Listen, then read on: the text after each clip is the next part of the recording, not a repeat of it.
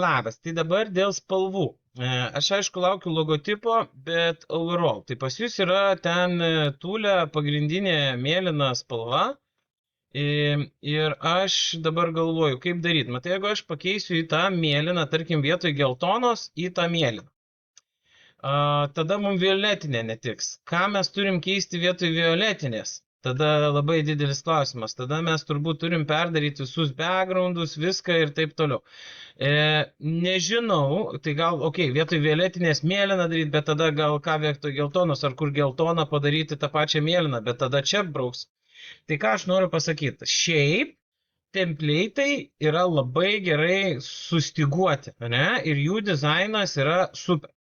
Tai parenkinėjant spalvas, čia tada reikėtų labai, kaip sakyti, žinant, ką darant, jas parinkti ir pačeindžinti. Ir čia, kaip sakyt, dabar yra va tas ir klausimas, kaip darom, nes pas jūs yra tik viena mėlyna spalva, čia yra dvi pagrindinės spalvos. Tai pas jūs vat yra ties spalvos, tai kokias mes jas darom? Baltą, juodą, pilką, kaip ir mėlyną turit kažkokią, ne? Nu tai ką, tada mes vietoj geltonos imam mėlyną, o vietoj kitos žydrą?